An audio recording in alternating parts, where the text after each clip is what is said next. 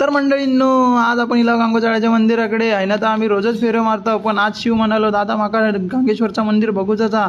तर मंडळींनो, आम्ही गाडी लावला आणि गेलो आतमध्ये गेलो आणि मंदिराकडे जातात गाभाऱ्याच्या थई गेला. तर मंडळींनो, थई बसलेले होते काकांचं दर्शन घेतलंय, काकांका बघितलंय आणि आतमध्ये गेल्यावर देव बसलेले होते, देवांचं पण दर्शन घेतलंय.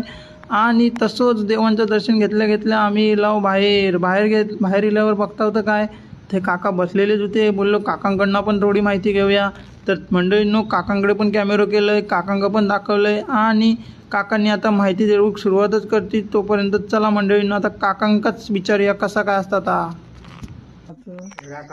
राखण वगैरे दिले जातात. देवा येणारी माणसांचा देवा घेणारी माणसा त्यांची पूर्तता करतात, वगैरे घेतात आणि मग भागाभागी करतात, ते टाळ्याकडे करतात. गुरव लोक करतात. बरोबर तेवढं. ठीक आहे. तर काकांनी आपल्याला मार्गदर्शन दिलं चांगलं. ठीक आहे. तर मंडळींनो, चला हे बघा बघू. जुन्या पद्धतीतलं बांधकाम आहे सगळं. आता पाडवा ना शिमग्याला या तुम्ही होळीला इथे देवाची होळी देव मांडत जातात आणि मग ते नवस वगैरे बोलतात आणि तुम्ही या होळीला मार्च महिन्यामध्ये. काका तुम्ही इथेच बसलेले असतात ना कायम? इकडेच असतात ना देवळात?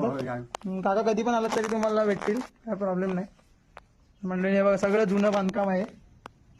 घंटी वगैरे.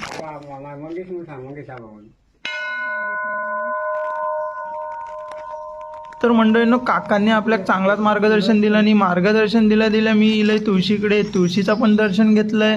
तर काकांनी पण आपल्याला सांगितलं आणि या होळी तर मंडळींनो सगळ्यांका येऊचाच लागतला. तर मंडळींनो, शिव उभा म्हटल्यावर मी पण म्हटलंय आता आजूबाजूचा तो परिसर तुमका दाखवूच लागतो. मंडळींनो, परिसर बघितल्यावर माझा तर मन प्रसन्न झाला.